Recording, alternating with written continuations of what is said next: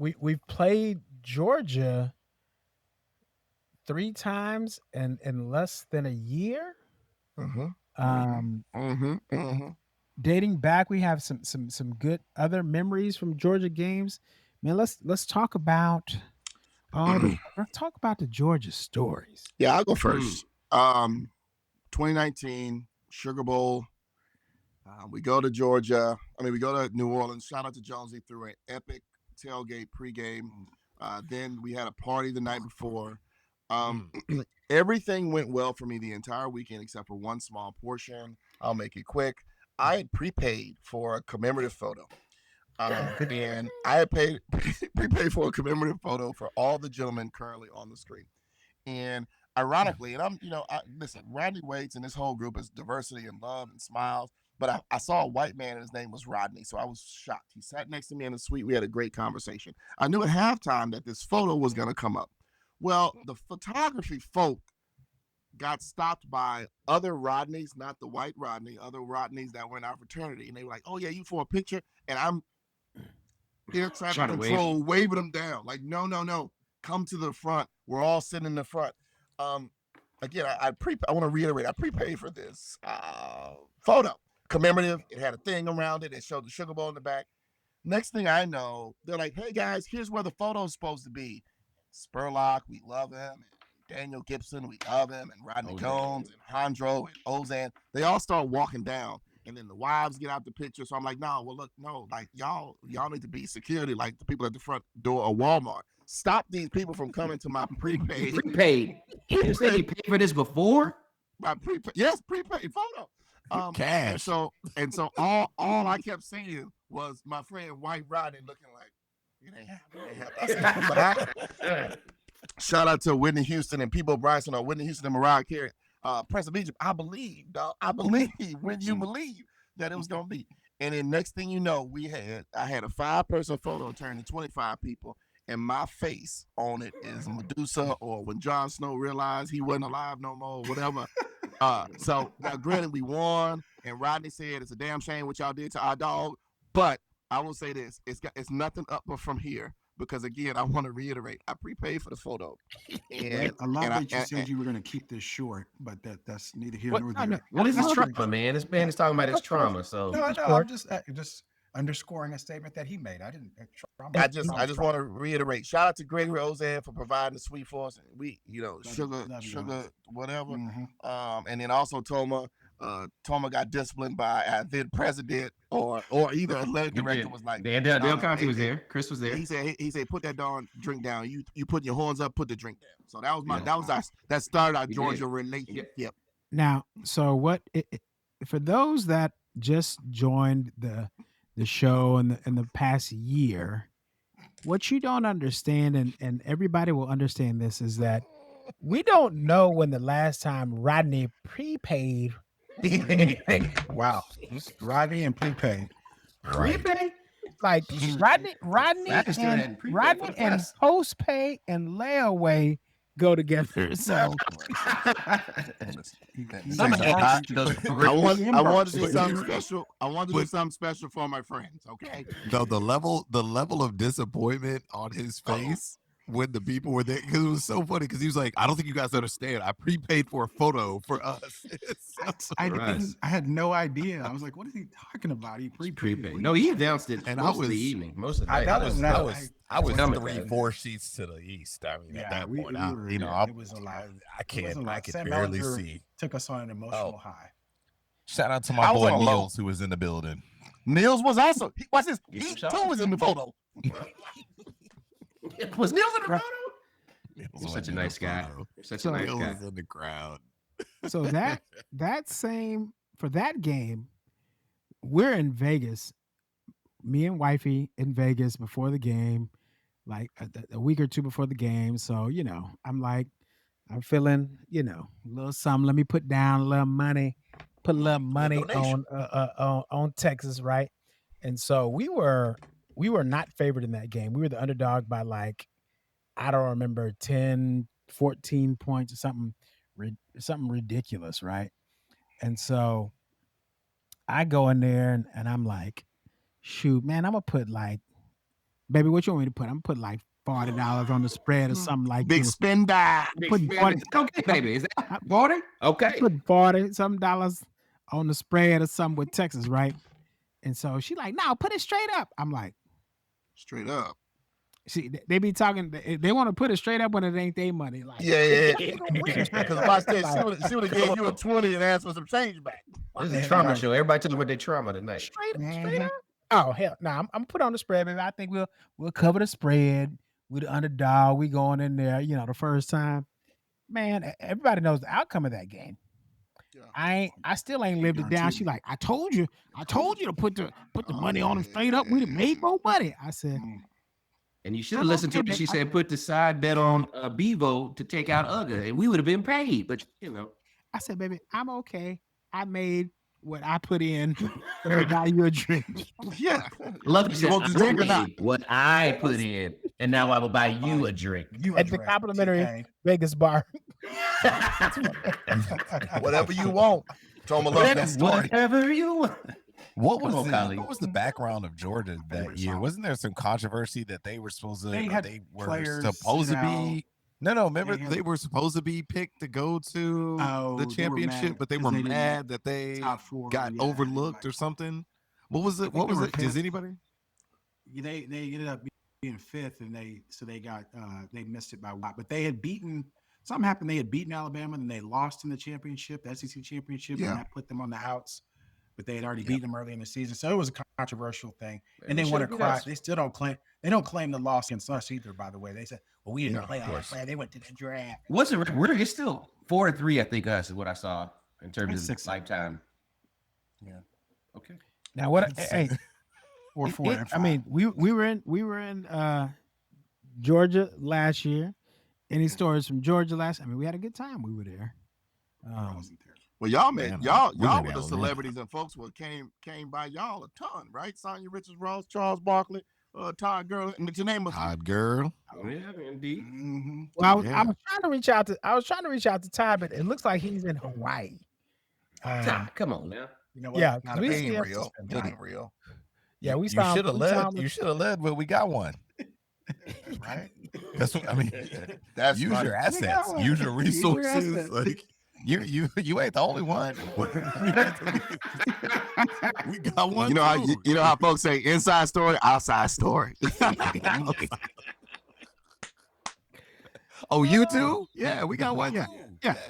We do that. No, that was a good weekend as well. My wife was trying to fight a Georgia fan. Violence is never the answer. Violence is never the answer. It's never, but you were mad, bro. I'm not gonna say that she pushed him because then, in the statute of limitations. But we still on she ain't pushing. It was windy and it just jumped back. Right? She ain't pushing, but don't push her because she's close to the edge. Well, let's talk about the game coming up this week, man. Let's talk about the game coming this week. Offensively, what can we expect from Arch and the receivers and the offensive line? Well, hey, let me just jump in. I've seen so much improvement from an offensive line standpoint. I'm really excited about the progression. I say it every episode. This is a learning development season. And in the last 2 weeks alone, these last 3 games, actually, I've seen so much growth in terms of stabilization. I want to give Sark some shout out because I see we made some adjustments there. We have to establish the run again to give some time, some presence for Archibald, who is I think he's playing as best as we could have expected. And especially when you think about the challenges from the beginning of the season, adjusting to the diversity of offensive line play, dealing with some injuries and whatnot. Very excited about the potential. But it's going to start, it's trench warfare. Shout out to my veterans. Thank you for your service. But trench warfare matters. So it's where we are in the trenches. No line, I need you. Oh, and Jack Injuries, I need you to be not only a blocker, but you got to sneak out and catch something, baby. Wait, what you got? It's funny you bring up Jack, right? So last year, the second game where we played Georgia, we had a very diverse display of receivers. And so Golden and Moore and Bolden had 8, 9, and 2 catches, but they all had like over 18 yards per catch. If we remember last week where we kind of talked about what's going to be the change for Texas, it's going to be diversifying who the receivers are. Georgia's in the hundreds in sacks in the NCAA. Georgia's in the hundreds in tackle for losses. Kirby's going to dial up everything he got to try to get toward Arch. Here's another thing that makes it really, really cool, I think, for Texas. Now, we don't know about the road games, but here's the thing. We've been to the swamp. So however tough these road games are, it's not that much tougher in Sanford than it is at the swamp, just as far as atmosphere goes, even though they're like 37-1. But Arch has outplayed Gunner just on the year, stats-wise. We're going to need him to do that again. I know Thoma kind of talked about the running game. One of the things that's key about this is I don't even know if it's about yards that we get. I think it's just about running attempts, just so that fear that we may do it. And the hope is Arch just finds multiple people. Ryan Wingo needs 2 or 3. Jonesy joked about it last week when I was like, oh, Ryan Wingo had 40 plus yards. Well, one was 75 and one was like 7. So the fear of having multiple people do that and catch the ball. Also, little known fact, a element that was not in play last year that I think we maybe can use. Gunner had 1 catch when we lost to him in overtime in the SEC championship. We've got 4 tight ends that none of them have been Gunner yet.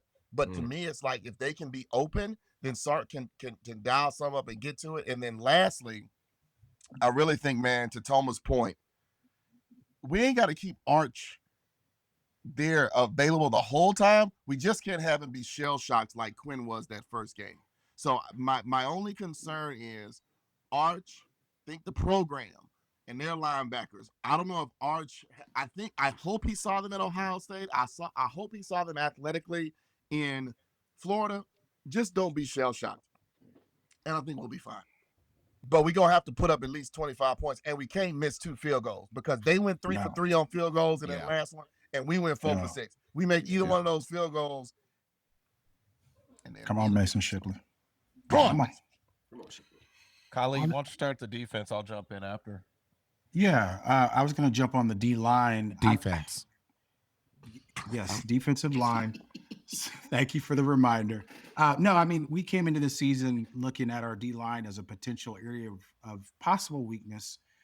We did get some transfer help, and things started to look a little bit up. I will say that the defensive line has completely exceeded my expectations.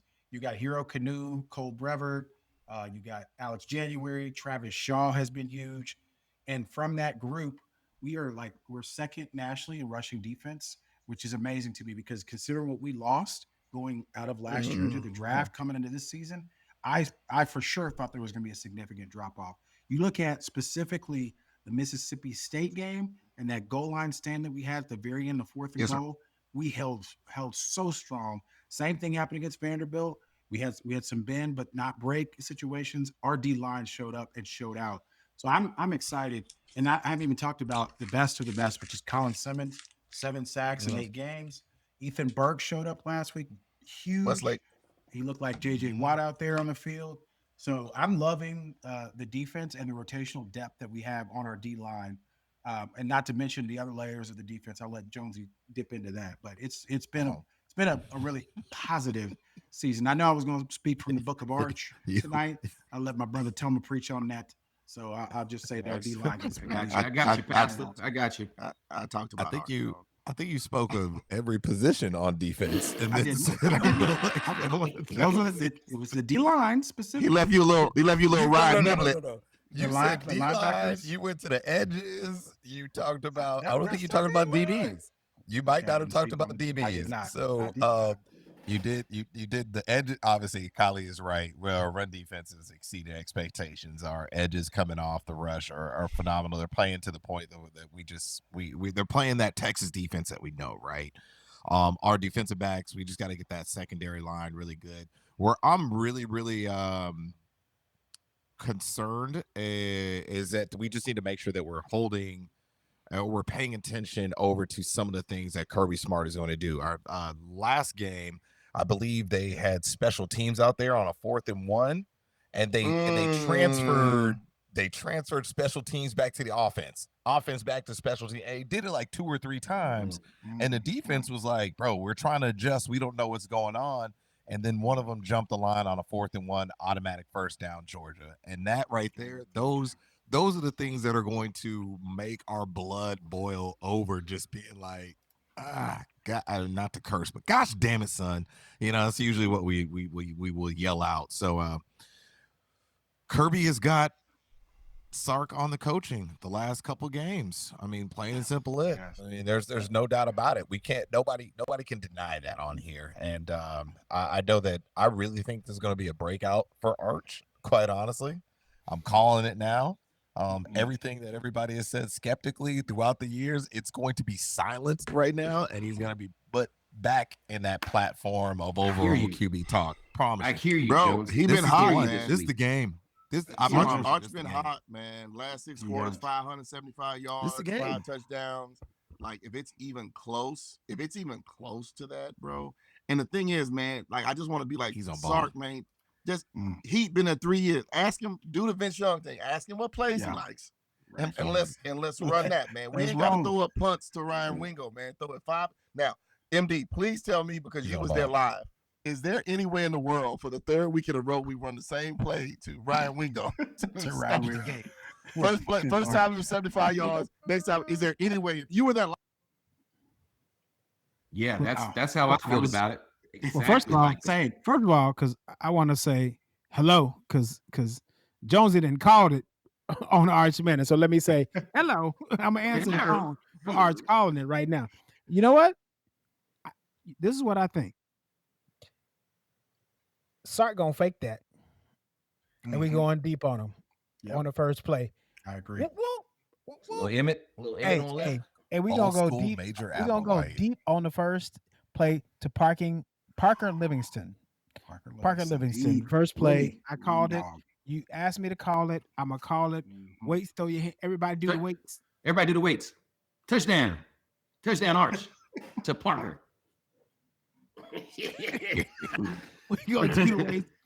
But while we're doing the weights, hey, we gotta touch on a couple of things. First of all, Jonesy, I want to hit you up, and we're gonna talk about Tony. Yeah, definitely want to send prayers for Tony Jeffries right now. Earlier this week, we heard that he had some unforeseen medical unfortunate circumstances happen to him, so I won't go into too much depth about that for respect of him and his family. Just prayers out to that man. Amazing person, super nice, always there, was always smiling. One of the best receivers, I believe, that's come through the program, man. Shout out to him. I know Sloan's probably feeling that as well, man. Those two were roommates for a long period of time as well. So just thoughts, prayers going out to you, brother. Get well soon, man. We're hook 'em. Yeah. Shout out to Tony Jeffries. Thoma made a shout out to Veterans Day, so let's pay respect to those veterans out there. We're gonna lighten the mood up a little bit. Shout out to Kennedy. Kennedy's birthday. That's my daughter. Her birthday's today. Got to give her that shout out on the thing. Love her to death. I love it.